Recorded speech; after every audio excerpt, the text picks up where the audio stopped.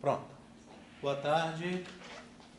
Hoje é dia 18 de março de 2019. A aula aqui é de Embriologia Geral, GSA 107, para a turma de Biologia 12A, não é isso? Tá?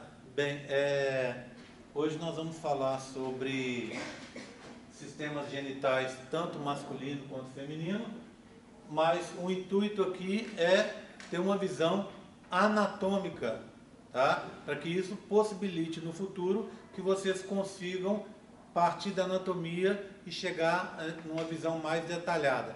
Alguns elementos dessa visão a gente vai ver depois. Por exemplo, a estrutura interna dos ovários.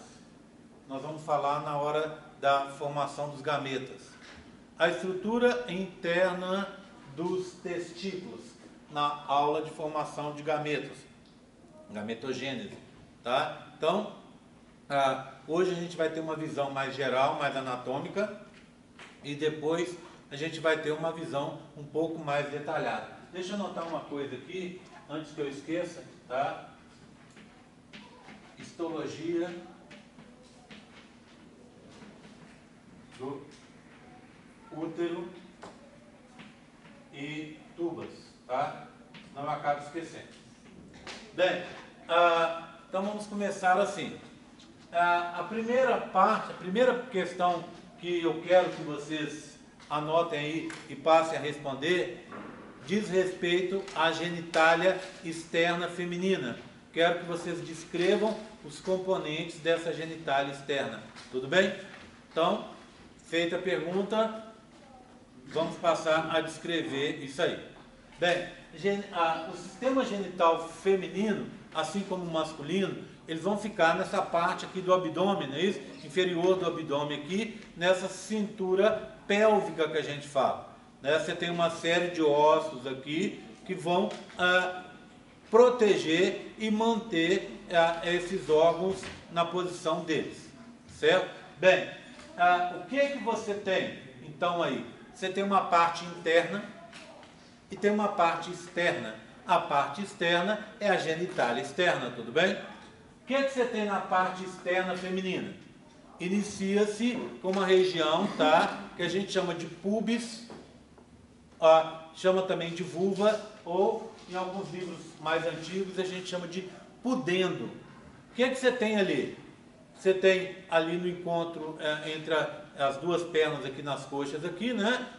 Entre as duas coxas, você vai ter um acúmulo de tecido ali, de tecido gorduroso, de gordura, tá? Tecido adiposo. Vai fazer um acúmulo que vai ter basicamente uma forma meio triangular, tá? Essa região é a vulva, tá? A genitália externa feminina. Externamente, você encontra nessa região, então imagina, eu tenho aqui uma representação dela, tá? Tá aqui, ó. Eu tenho uma representação dessa região, tá? Tá assim, desculpa, pronto, tá? Então, você teria as duas coxas aqui e essa região representada aqui. Externamente, tá vendo? Essa região aqui, ó, creme, é o que a gente chama de grandes lábios, que são basicamente dobras de pele. Pele igual a nossa pele mesmo. Então, essas dobras de pele aqui, ó, dos grandes lábios, elas têm a coloração da pele da pessoa, normalmente tem pelos, tem a mesma estrutura da pele dessa pessoa, tá? Então, os grandes lábios aqui.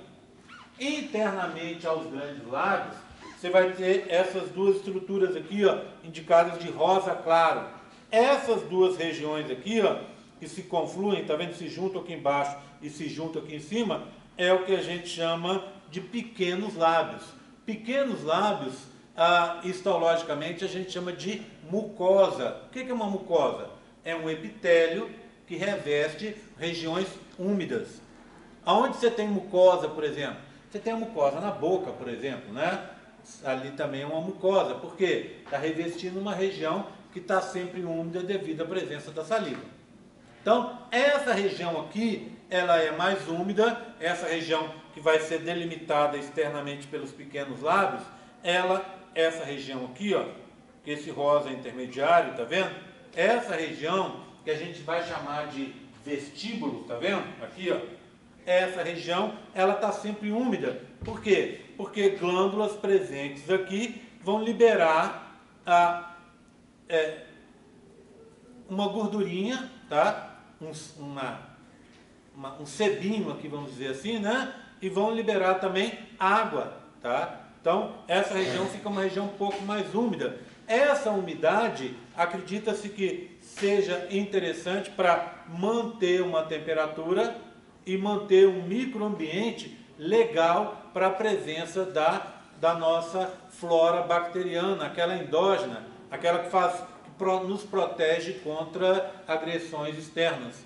Então, e também para lubrificar essa região, tá? Ok? Então, esses seriam os grandes lábios, os pequenos lábios, que não são pilosos, né? E muitas vezes tem uma cor um pouco mais escura, e essa região é o vestíbulo. O que você tem aqui? No feminino, duas aberturas, não é? Na verdade, você tem três estruturas aqui, tá vendo? Uma aqui, outra aqui e outra de cá, tá vendo? Essa aqui, ó, é a abertura da uretra, tá bom? Tá? Então, o sistema urinário vai confluir numa uretra e ela vai sair aqui, ó. A urina sai por aqui, tá? Tá um pouco exagerada, não fica para fora senão, mas para facilitar a colocação do modelo e a compreensão das pessoas, a gente fez um pouco maior. Aqui seria a abertura da uretra. E essa parte aqui de baixo, olha, nesse vermelho mais escuro, é a abertura da vagina, que é um tubo muscular que nas meninas tem em média uns 8 centímetros, mais ou menos por uns 2, 3 de diâmetro, tá? É um tubo muscular que se altera durante o ato sexual. Então, durante o ato sexual, naquela fase inicial do ato sexual que a gente chama de preliminares, esse tubo, ele, devido à influência de substâncias que são liberadas ali durante neurotransmissores e também hormônios, né? O que acontece? Ele se alonga e se alarga e fica mais lubrificado para receber o pênis durante a penetração ali. Bem, então essa é a abertura da vagina, tá? A vagina estaria aqui para dentro. E essa abertura a gente chama de introito, tá vendo? Ó? Introito da vagina, tá? Introito vaginal.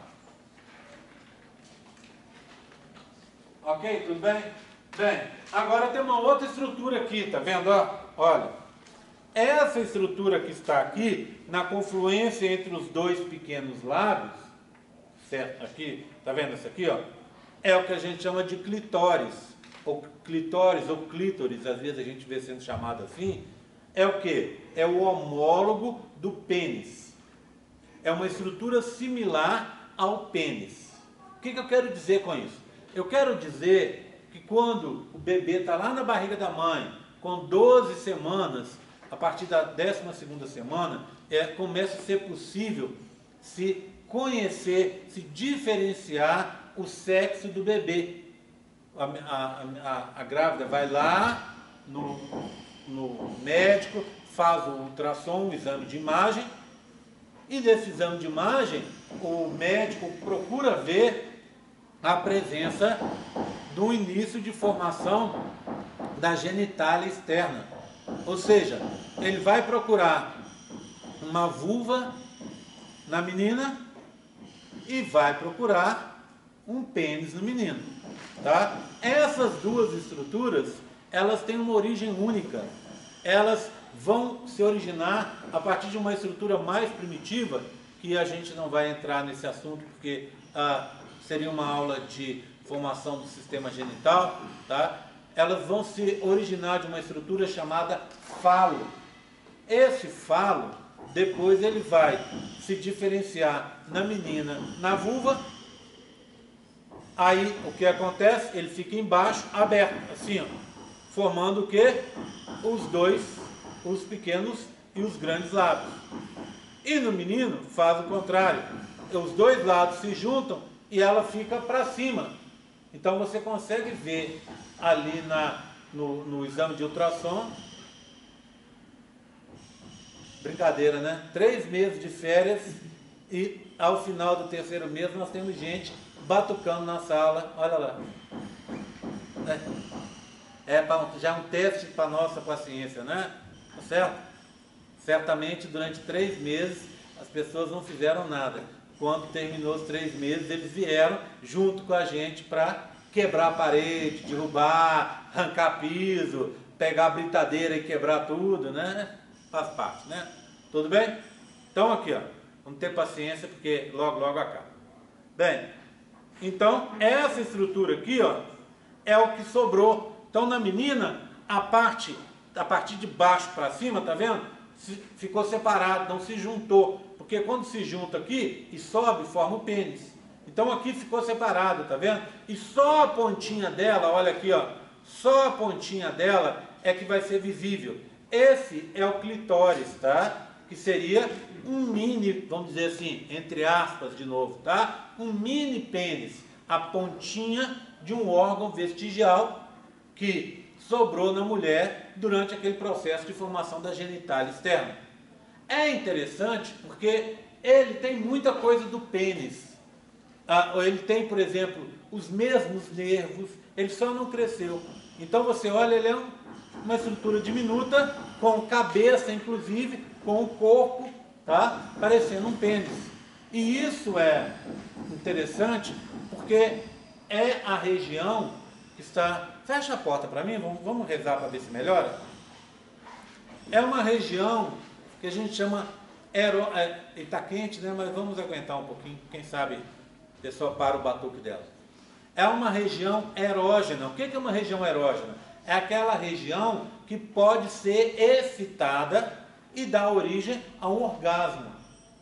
Tá? Dizem por aí, e isso é bacana a gente reparar, que as meninas têm vários orgasmos, diferente de nós meninos, que só temos um tipo. As meninas têm um orgasmo clitoriano que dizem que é exatamente igual ao orgasmo masculino. Mas as meninas têm possibilidade de ter orgasmos diferentes, devido à estimulação de regiões diferentes do interior da vagina. Isso, evolutivamente, acredita-se que seja uma recompensa que foi dada lá no começo, em antepassados dos nossos antepassados. Eu não estou falando nem de seres humanos, não, porque macacos, mamíferos inferiores e tal, também têm orgasmo. Tá? Então, isso surgiu há bastante tempo na evolução, como o orgasmo surgiu como uma forma de recompensa para a fêmea permitir que o macho copulasse com ela. Porque a cópula muitas vezes machuca, dói e acaba, às vezes, até causando ferimentos que podem ser mortais para a fêmea. Então, para que ela vai deixar se ela vai se machucar? Concordam comigo? Ela deixa por causa dos hormônios, daquele coquetel de hormônios que está acontecendo ali, naquele estro, naquele período fértil dela, e porque quando ela tem a cópula, aquilo representa para ela uma sensação muito gostosa, uma sensação orgástica muito gostosa, tá? Bem, então foi assim. Agora, se você chegar e dar uma olhada, alguns livros de saúde dizem que a maioria, que todos os orgasmos femininos se originaram a partir desse orgasmo clitoriano, dessa região que está aqui, ó, dessa região que está aqui. Mas o que você quer dizer com isso, Jéssica? Quero dizer, se você tirar isso aqui, ó, tirar a parte de cima, ó, olha aqui, ó. Vamos ver se sai fácil, né? Tadinho, meses guardadinho aqui, né? Aí, pronto. Pronto. Aqui eu estou vendo a estrutura interna. Tá vendo? Ó, você tem que dar origem no homem aos corpos cavernosos e esponjosos. As estruturas estão aqui dentro, tá vendo? Ó, olha aqui, ó. Você tem uma estrutura aqui e uma estrutura aqui, ó. Tá? E a cabecinha dela está aqui, ó. A cabecinha do clitóris está aqui, tá? Que seria equivalente à glande, à cabeça do pênis. Tá? Essas estruturas estão próximas aqui, em contato muito próximo com a vagina. E elas lançam terminações nervosas que acabam fazendo com que algumas regiões internas da vagina fiquem excitáveis também. Então a menina consegue ter, quando tem a penetração, ela consegue ter o orgasmo devido a essa estimulação no interior da vagina. Mas está vendo? Essa é a estrutura. É uma estrutura bem maior. Tá? Que acaba o quê?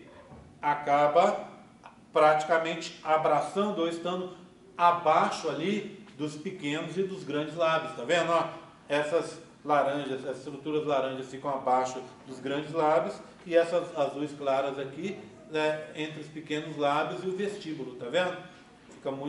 Fica essa região toda aqui. Tudo bem, tranquilo? Tá? Bem, então o que eu vou fazer agora? Eu vou pegar e vou olhar um pouco mais para dentro. Para isso, então, vou pegar esse modelo aqui, ó.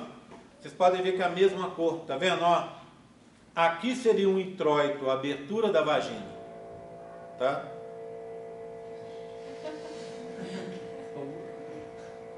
Abertura da vagina, tá? Então a primeira pergunta foi aquela, genitália externa, tá? Agora eu quero que vocês descrevam para mim, a genitália externa, né? Quero que vocês descrevam para mim o que é o ímen e qual o papel do ímen no sexo feminino, tá? Óbvio que só a menina que tem, tá? Bem, então tá aqui a vagina que eu contei para vocês, né? Que já seria a genitália interna, região já para dentro. Se você olhar no terço inicial dessa genitália, você tem uma membrana aqui, ó, tá vendo? Logo no início da vagina, essa membrana que está aqui. Se você for olhar, eu sabia que tinha mais um modelo, deixa eu ver se eu acho ele aqui à mão, tá? Tá aqui. Se você for olhar, imagina aquela membrana. Se a gente for olhar, essa membrana, que se chama ímen, ela se forma porque é uma região vestigial que acontece para separar duas estruturas em formação no interior do útero, tudo bem? No interior no interior do corpo da menina, tá? Ok? No interior da vagina da menina. Então, ela vem de duas estruturas, ela demarca a separação de duas regiões diferentes ali, tá? Normalmente, o que vai acontecer com ela? Essa membrana, ela vai ficar assim, ó, perfurada, tá vendo? Ó? Aberta, tá? Ela vai ficar aberta. Mas, você pode ter tipos diferentes de abertura, tá vendo? Ó?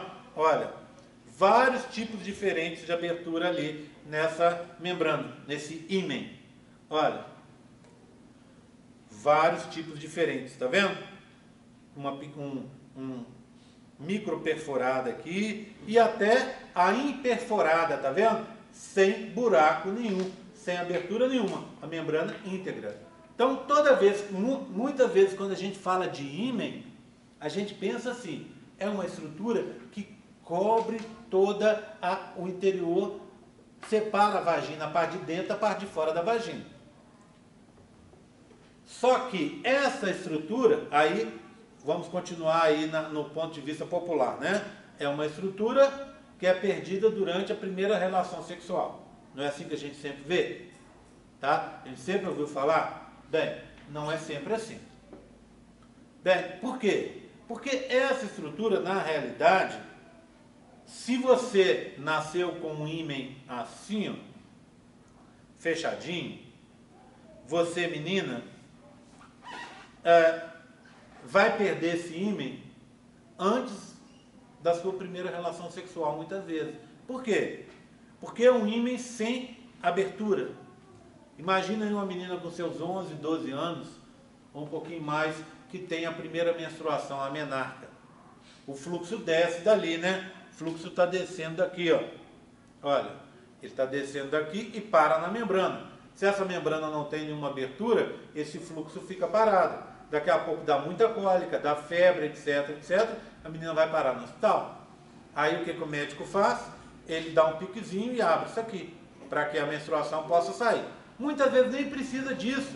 O próprio fato de descer essa menstruação rompe a membrana. E eu não estou falando só dessa aqui, ó, que não tem buracos, não. essas todas aqui podem se romper devido ao fluxo que está vindo, tá? Outra coisa, muitas vezes ela se rompe até antes do fluxo, se rompe naturalmente aí durante a infância, simplesmente ela chegou e arrebentou, a membraninha arrebentou, tá? Alguém tem ideia por que a maioria das aberturas, a maioria dos ímãs são abertos assim? Quando a gente pensa no ímã, a gente pensa, para que aquele ímã está ali? Para proteger o interior da vagina e, óbvio, o interior do útero. Não é bem isso. Proteger contra o quê? Contra micro-organismos, seria assim? Talvez o único que protegesse fosse esse. Certamente o único que protege seria esse, né? Fechadinho. Mas a gente tem vários tipos, tá vendo? Por que você tem esses tipos? Porque esses tipos, na realidade, permitem a entrada de substâncias e a saída de substâncias dali. Por exemplo, o fluxo menstrual. Ele pode descer, já que tem abertura, ele sai. Muitas vezes sem romper a membrana, sem romper o ímã. Tá? Então, ele permite a passagem do fluxo, na maioria dos casos. E, óbvio, permite a entrada de micro-organismos. Então, ele não teria essa função. Por isso que eu retorno para falar com vocês aquilo que eu já falei. Para que serve essa membrana? Que a gente saiba, nada. É uma daquelas estruturas vestigiais que permaneceram aí no nosso corpo e que, até que se prove ao contrário, não tem uma função específica. Pode ter uma função num ser vivo mais primitivo, mas no nosso caso não tem. É igual, vamos dizer, o apêndice, não é isso? Né? Que, até que se prove ao contrário, serve para causar apendicite. Só isso. Né? Que está ali. Mas em que outros organismos inferiores é o local importante de formação, de produção de vitamina D. No nosso caso, ele é uma estrutura que não tem muito sentido. Tá? E assim a gente poderia citar várias estruturas que são vestigiais, né? Dentes de siso e por aí vai, que estão no nosso organismo como resultado do processo evolutivo que a gente foi sofrendo ao longo dos milênios aí. Tudo bem, tranquilo? Então, esse é o ímã. Então, o que você tem de possibilidade desse ímã? Primeiro, você vai tê-lo e ele vai ser rompido durante o primeiro ato sexual. Pode sangrar? Pode. Você está rompendo uma membrana. Mas às vezes não sangra.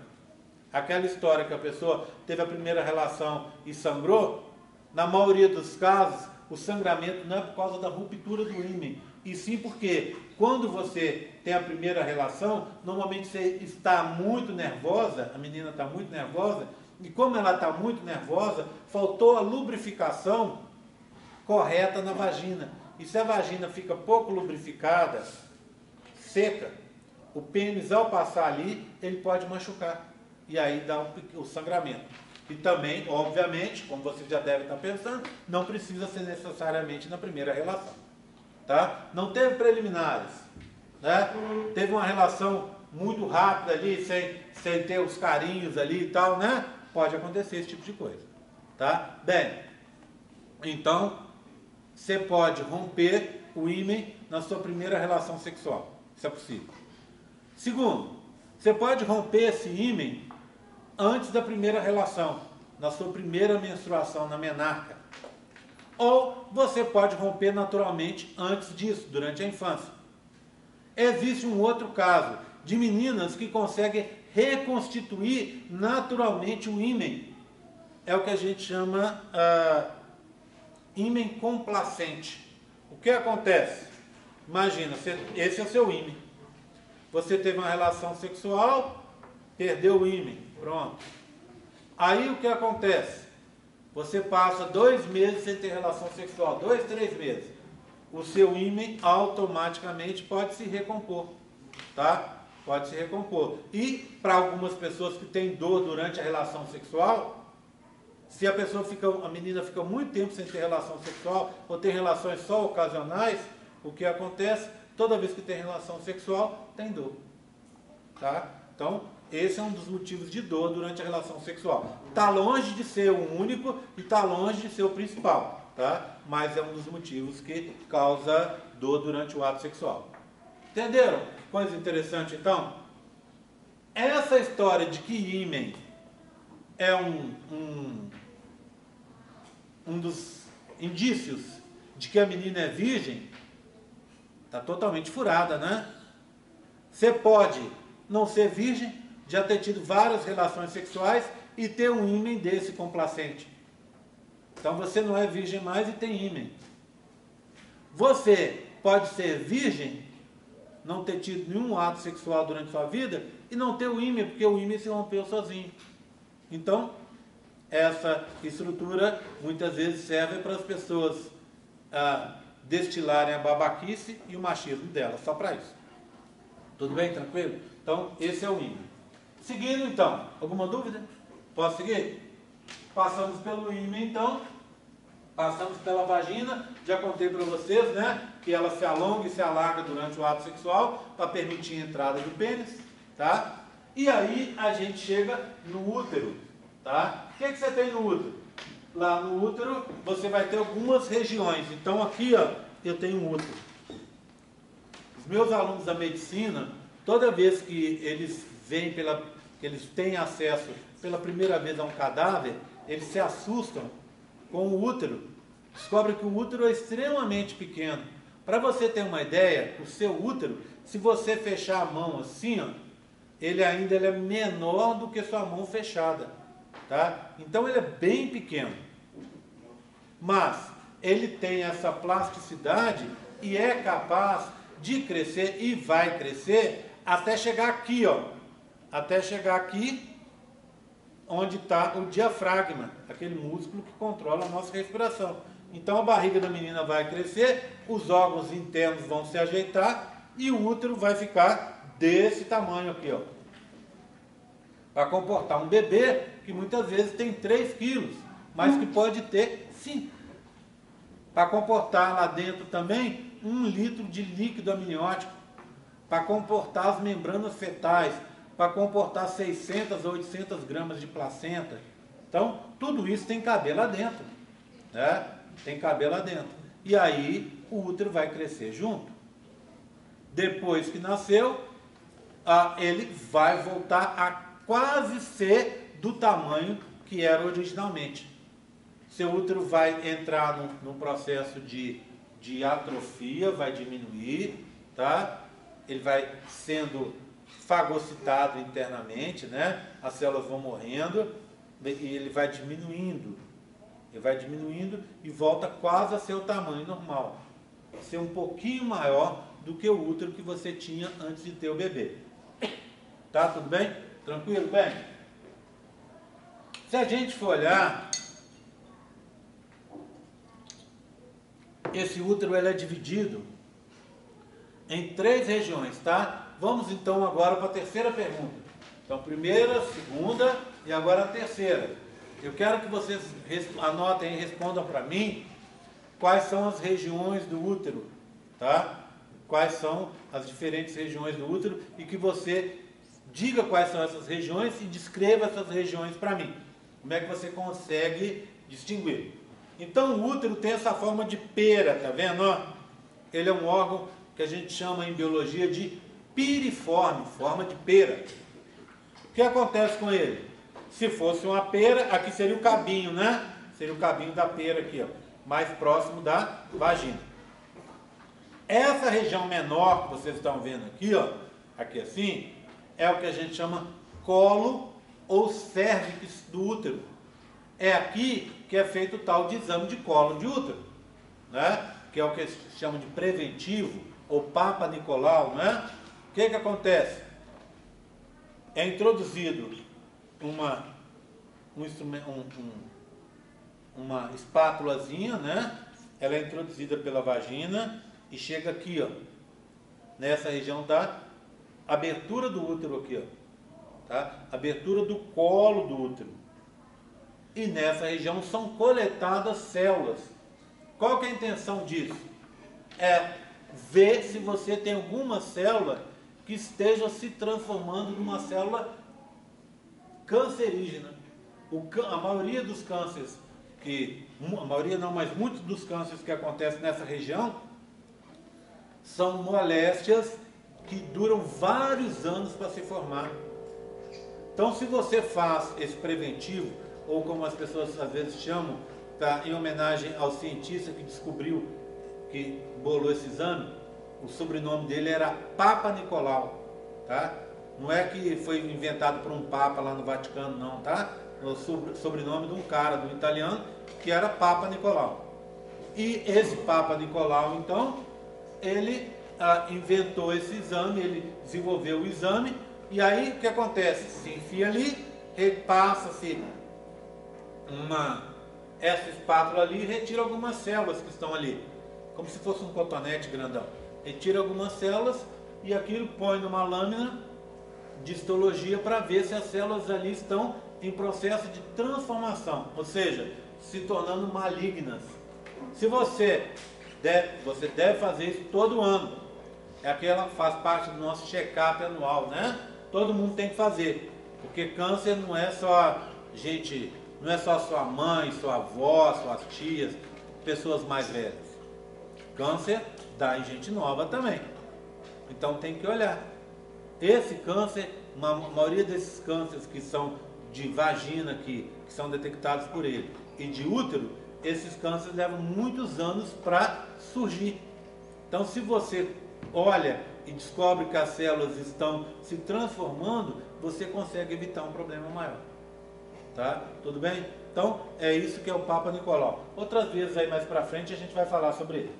Então, essa parte aqui, olha, eu vou cobrir com os dedos, ó. Olha, é o colo do útero, ou cérvix do útero. Tem um canal, tá vendo, que passa dentro, que a gente chama de canal cervical. E aqui bem no início, aqui bem na base dele, existe um tampão de muco. É o que a gente chama tampão mucoso cervical. Tá aqui, ó.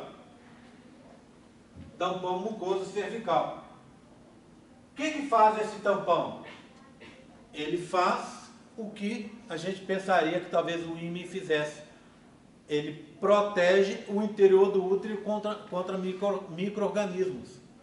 Ou seja, você faz uma meleca ali que tampa a entrada do útero, impedindo a entrada de micro-organismos. Essa meleca, esse muco que fica ali, ele vai ficar na maioria do seu ciclo, certo? Ele vai começar no começo do seu ciclo, imagina, ciclo feminino. A média, a gente vai falar sobre isso mais para frente. Mas o ciclo feminino tem em média 28 dias. Esse tampão vai começar a se formar ali no dia 5 e vai até o dia 9. Do dia 9 ao dia 16, ele desaparece. Ele muda o aspecto. Ele está ali, mas ele vai ficar mais liquefeito. E do dia 16 até o dia 28, ou seja, esses 12 dias finais aí, ele se forma de novo e ele fica bem grossinho ali, bem melequento mesmo, para impedir a entrada de micro-organismos, tá vendo? Então você tem ele no começo do ciclo, depois do dia 5 e depois do dia 16. Então vamos explorar um pouco essa história. Por que você não tem no começo do ciclo, do dia 1 ao dia 5? Porque do dia 1 ao dia 5 você está menstruando, não é?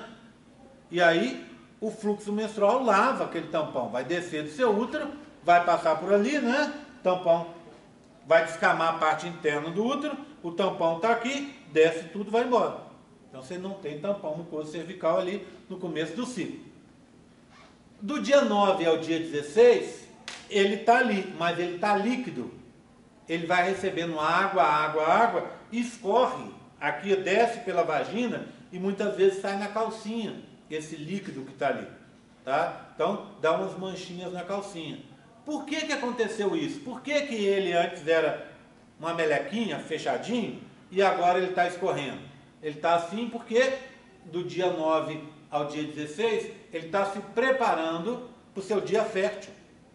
Num ciclo de 28, o dia fértil, a gente vai falar bastante sobre isso depois, o dia fértil é o 14º, exatamente o meio do seu ciclo. Então o que acontece? Se ele não deixa subir micro-organismos, ele também não deixa subir os espermatozoides. Então, justamente por isso que, por influência de hormônios, ele recebe líquido e escorre. Ao escorrer, ele abre essa abertura e os espermatozoides podem entrar, tá? Então, tampão mucoso cervical aqui, ó, na base, tá? Tudo bem? Bem, agora, olha aqui, ó, olha o que eu vou fazer. Se eu pegar aqui e fizer assim, ó, olha, aqui, ó, tá vendo? Eu marquei o que, ó? Uma parte daqui, mais ou menos até aqui, ó, até aqui assim. Essa parte é a parte maior do útero. A gente chama isso de corpo do útero, corpo. E aqui, ó, olha aqui, ó, é a saída da tuba, tá vendo? O corpo vem até a saída da tuba. Essa parte daqui de trás, fácil, chama fundo, fundo do útero.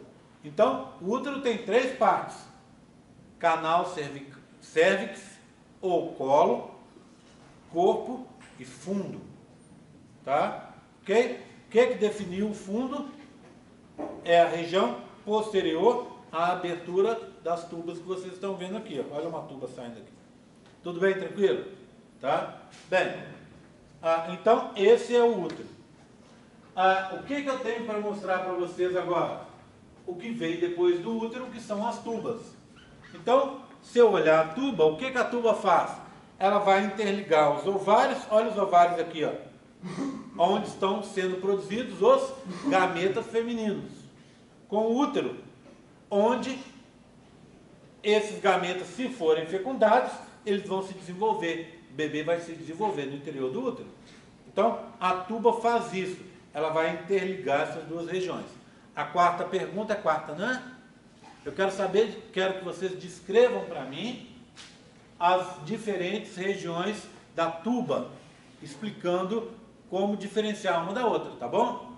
Tá? O que vai acontecer lá no campus virtual a partir de hoje? Vê se hoje eu consigo colocar, tá? Hoje é o primeiro dia de aula. Normalmente eu saio daqui praticamente quase em coma, né? Muito pesado para mim. Mas se eu conseguir colocar, eu já coloco a partir de hoje para vocês poderem responder, tá? Como uma coisa mais simples, e eu acredito que não, porque está todo mundo fazendo agora, quem perdeu a aula vai assistir e vai poder fazer também, avisa seus amigos, tá?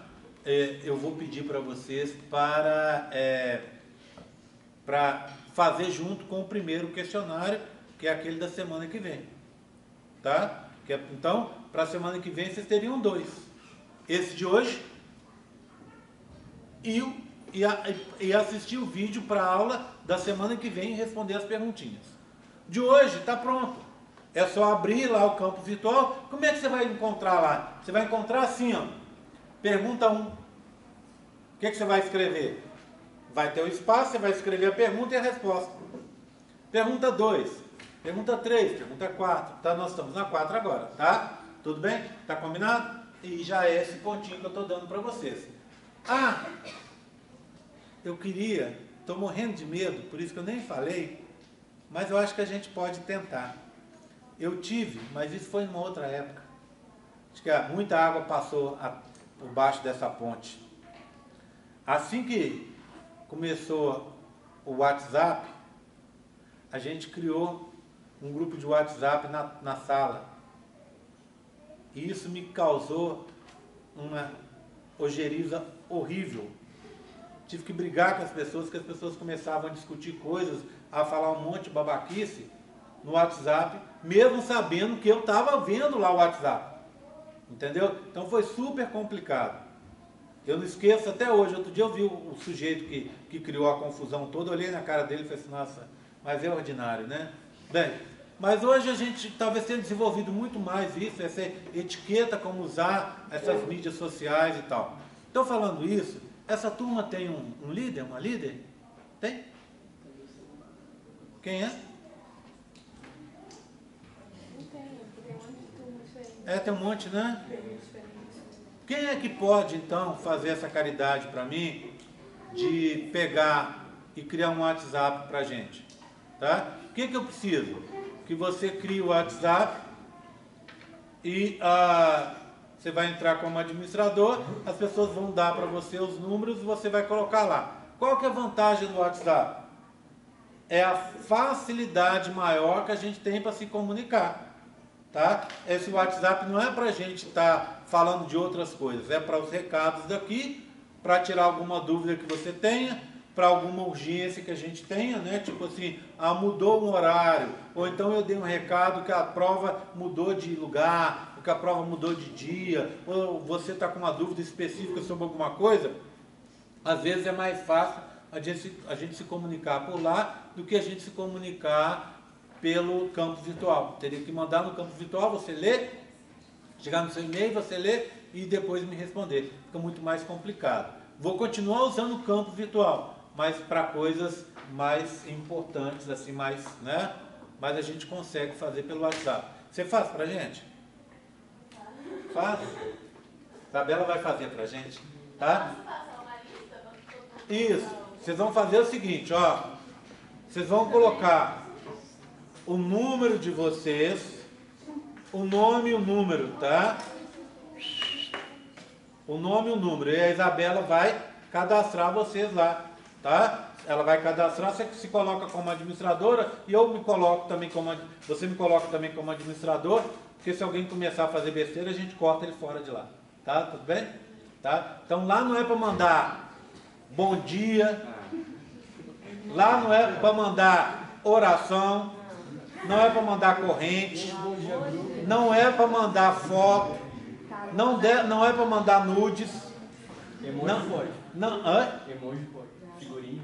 Também não. Né? Lá é para a gente tirar as dúvidas das coisas que estão aqui.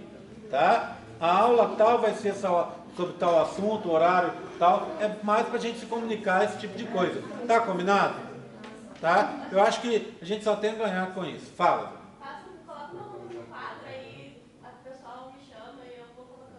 Como é que é? Coloca o meu número do meu WhatsApp no quadro e aí o pessoal anota e depois... Não é mais fácil passar uma listinha e as pessoas anotarem? Uma listinha e... aí eu mando só o link do grupo e a pessoa consegue entrar pelo link. Pelo link aí você vai colocando depois, é isso? Não, tipo, a pessoa já entra pelo link. Aí ela já fica lá, não tem nada, tá vendo? É? Tá bom, então tá. Aí você quer que põe seu número aqui, é isso? Gente, não é para mandar nudes para Isabela não, hein?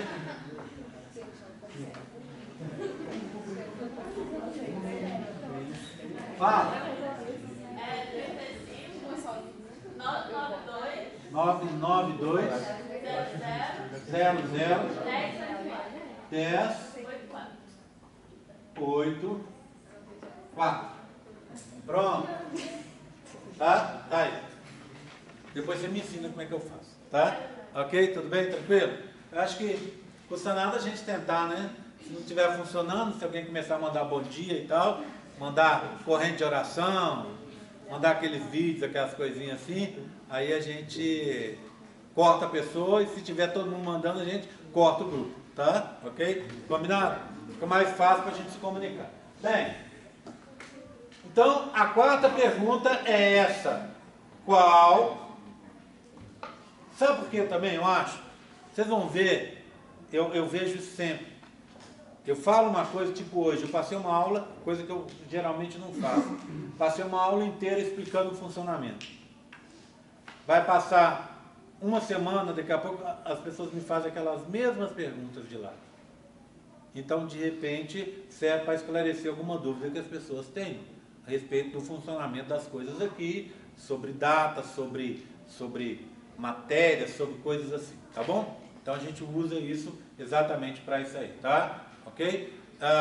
Põe assim, ó, embriologia 19.1, né? Tá? Ou põe, tem que ser uma coisa que a gente precisa de saúde. Eu não sei se eu junto todo mundo, inclusive. Eu acho que eu vou fazer um grupo só. Cabe, hoje em dia tem esses grupos grandes, eu consigo colocar vocês e o pessoal da nutrição. Mas a gente já começa aqui num grupo só, tá? Ok? Tranquilo? Então põe embriologia 19.1, tá? Bem, então a quarta pergunta é a seguinte. Eu quero que vocês descrevam as diferentes regiões da tuba, tá? E consigo distinguir essas regiões. Então imagina, ó. Pega o útero, pego essa fatia aqui só, ó, essa fatia e sigo para frente, tá vendo, ó? Só essa fatia. Tá vendo que tem uma parte da tuba que atravessa a parede do útero, ó? O útero tem uma parede grossa, então tem uma parte da tuba que atravessa essa parede, tá? Essa região que a gente vê aqui, ó, aumentada, tá vendo? Ó, aqui seria um pedacinho da parede do útero. O útero estaria aqui, né? Aqui para cá, ó. E tem uma região que atravessa, da tuba que atravessa a parede, que é indicada de azul, tá vendo? Essa região eu chamo de junção útero-tubária, junção útero-tubária, ou região intramural, tá? Essa azul clara que está aqui, certo? Depois a gente tem uma região em que a tuba fica mais fina, ó. Essa região aqui indicada em verde, eu chamo de istmo, tá aqui. Istmo é uma palavra que vem da geografia, inclusive, né? O que é o istmo? É um pedaço pequeno de terra que une duas massas maiores. Ou seja, é uma região menor que une uma região maior que está do lado de cá, o ovário, com outra região maior que está do lado de cá, que é o útero. Então esse é o istmo. Depois, esse amarelo forte aqui, laranja, tá vendo? Essa região aqui, ó. Essa região a gente chama de ampola. É uma região que ninguém erra. Sabe por que ninguém erra? Porque nessa região que está aqui, ó, acontece a fecundação. Então a imensa maioria dos eventos de fecundação, ou seja, a união do gameta masculino com o feminino, acontece nessa região aqui. Tá? Depois, eu tenho uma região no fundo, tá vendo?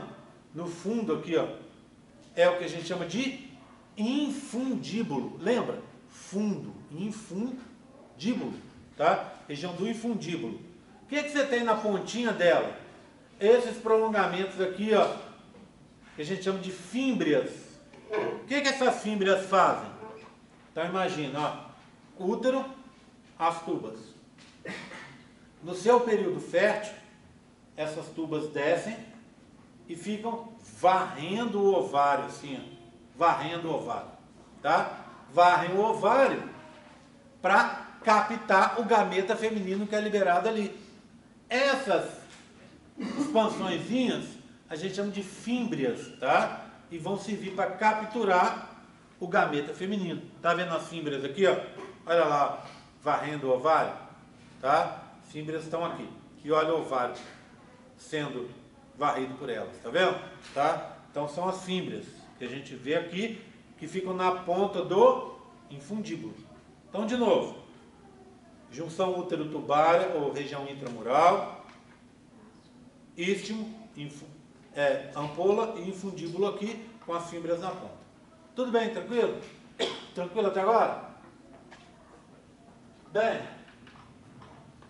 na pontinha, os ovários, né? Então aqui, ó, os ovários são o que a gente chama as gônadas, tá? O que é gônada?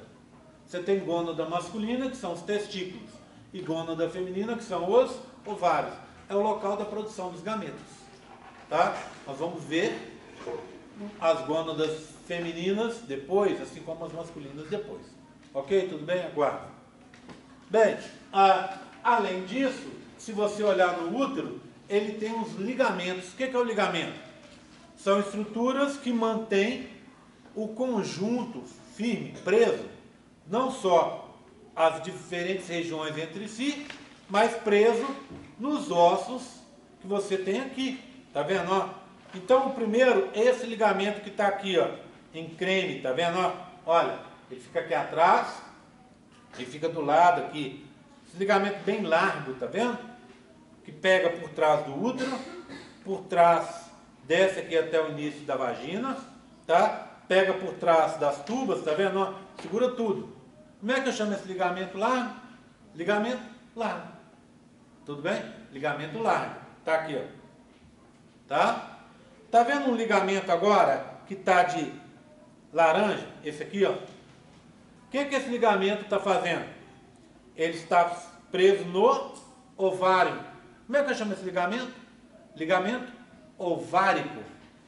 E como ele é meio transversal, tá vendo? Ó, o útero está assim, né? Ele está em direção transversal ao útero. Como é que eu posso chamá-lo?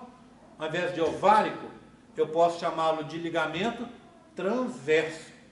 Ligamento transverso. Então, ó, ligamento ovárico ou transverso, ligamento largo.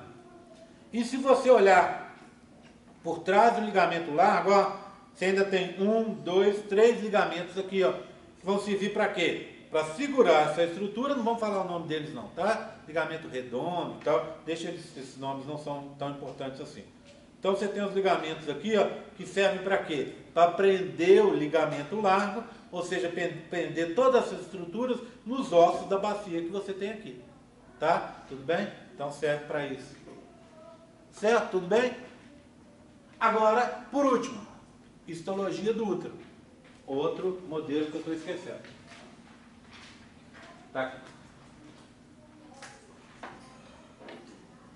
Gente, conselho, hein? Olha, caiu, quebrou. Conselho que eu dou para vocês.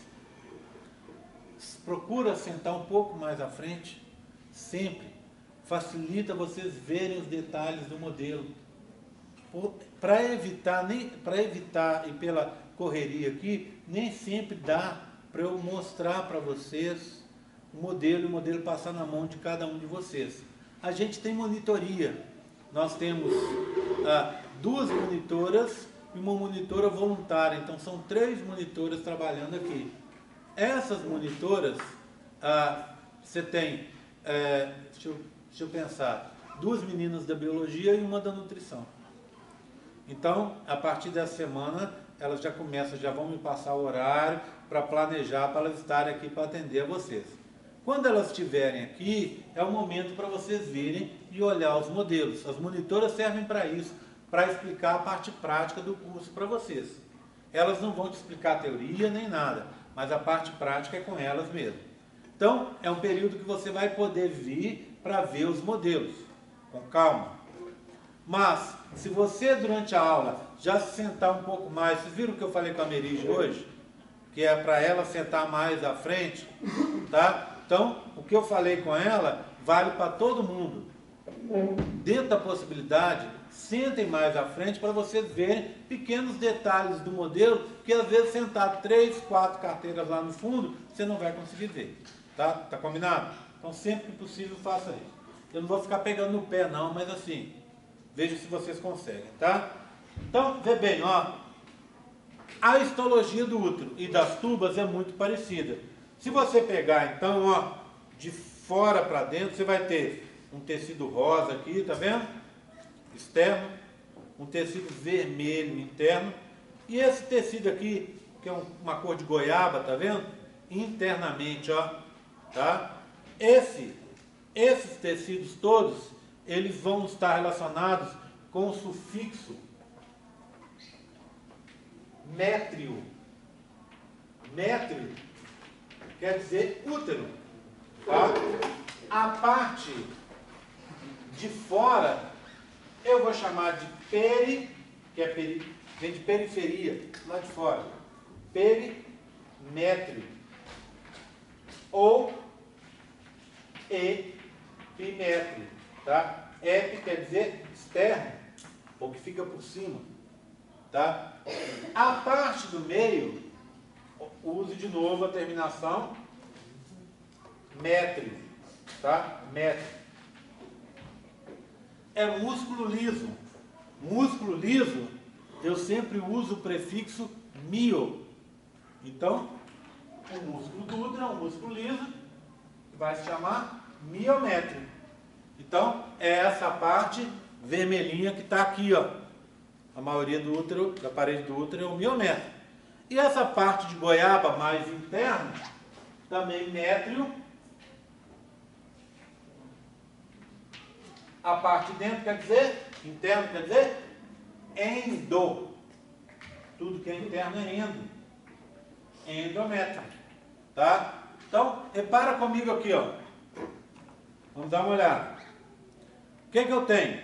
Umas fatias do útero. Externo aqui, interno aqui. Tá bom? Então vamos dar uma olhada.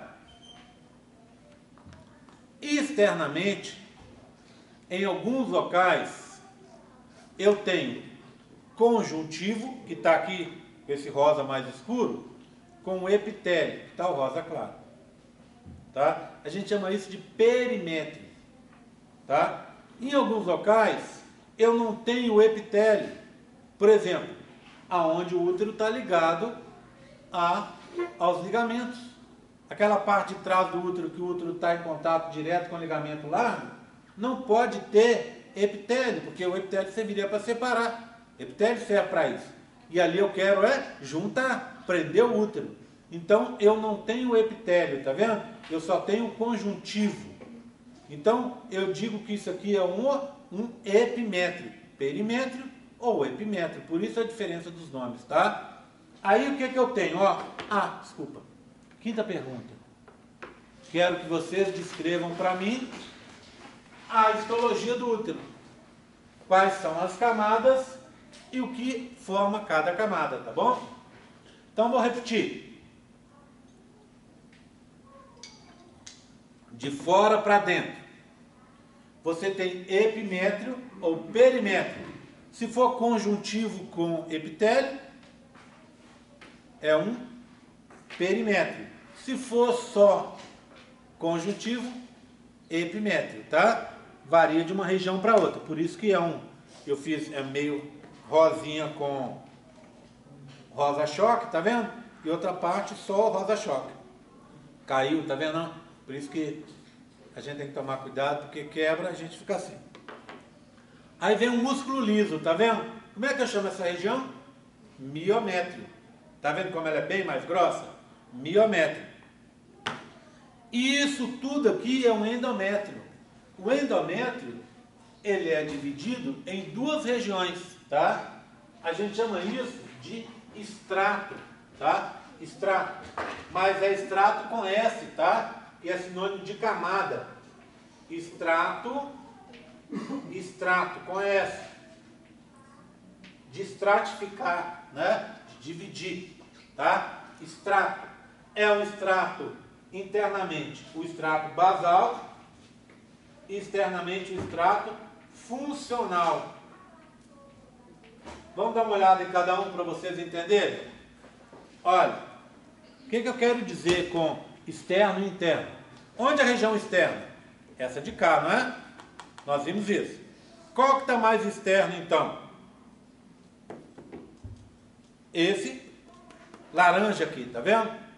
Se você olhar, 2/3 do endométrio é esse laranja. E 1/3 é esse daqui. Está um pouco exagerado porque a gente fez um pouco mais grosso aqui, para inclusive ter maior durabilidade, tá? Mas 2/3 são esse contrário, desculpa. 1/3 é esse e 2/3 são esse, tá? Tudo bem? Então, esse 1/3 que está aqui, ó, mais fininho, porque esse aqui é mais grosso, tá vendo? Esse 1/3 que está aqui é o estrato basal. É aquele que sempre vai ser mantido no interior do seu endométrio. E esse aqui, ó, esses dois, são o estrato funcional. Esse aqui é perdido, esses 2/3 são perdidos durante a sua menstruação. Então, toda vez que você menstruar, isso aqui vai embora. Tá vendo? Tem um epitélio aqui, ó, olha lá. Epitélio sempre de rosa, lembra? Que a gente acabou de convencionar isso. Então, você menstruou, isso aqui vai ser perdido. Aí fica o quê? Seu útero vai ficar assim, ó. Ok? Assim. Aí o que acontece? As células daqui, ó, sofrem mitose e vão recompor essa parte de novo. Próximo ciclo. Menstruou, isso vai embora. Fica isso aqui, mitose, recompõe isso aqui de novo. Então, o extrato basal, 1/3, ele é mantido. O extrato funcional, 2/3, e ele é perdido ao longo do ciclo, no processo da menstruação. Ok? Tudo bem? Tranquilo? Diga. Essa parte do interno e externo, Ó, o que é interno para você? Aqui, não é? O que é externo? Aqui, não é? Vamos pegar então o externo. O externo é esse aqui, ó. De fora. Esse está apontado para você. Esse é o externo. Tem o que? Perimétrio, epimétrio. Aí tem o que? Miométrio. Isso tudo é endométrio, concorda comigo? Qual que está mais externo, qual que está mais interno? Esse está mais interno, esse está mais externo. O que é isso aqui? Extrato basal. É aquele que nunca é perdido pela menina. E esse aqui? Extrato funcional, que é perdido durante toda a menstruação, a menina perde esse extrato. Ele fica, para ser correto, isso aqui, ó, para seguir por esse modelo, deveria ser o quê? Cor de goiaba, né? Aqui, ó. Tá? Goiaba. O basal é mais interno. O basal é mais externo, mais para dentro. Mais perto da onde, ó? Mais perto do miométrio. E o funcional mais interno, mais perto da luz do útero. Ok? Tudo bem? Foi? Alguém mais perguntou? Não? Tranquilo? Tranquilo?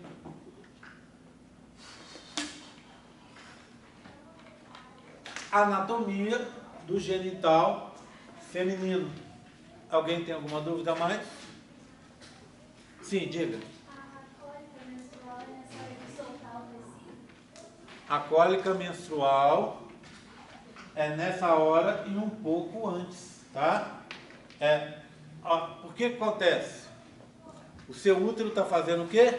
Ele está se contraindo para ele expulsar essa estrutura interna que você está perdendo. Então, como é que começa a menstruação? Os vasinhos que ficam exatamente nessa confluência aqui entre o extrato basal e o funcional, eles se fecham. E o sangue fica preso aqui, ó, no extrato funcional. O que vai acontecer? O sangue fica parado, baixa o nível de oxigênio, essa região morre. E aí o que o seu útero vai fazer? Ele vai se contrair para empurrar isso para fora. Aí é a cólica. Tá? Tudo bem? Tranquilo? Alguma outra dúvida a mais? Perguntas são muito bem-vindas. Ok? Podemos seguir? Vamos falar da parte masculina? Uma pausa de 5 minutinhos para a gente tomar uma água, que nós somos filhos de Deus também. Vou parar aqui.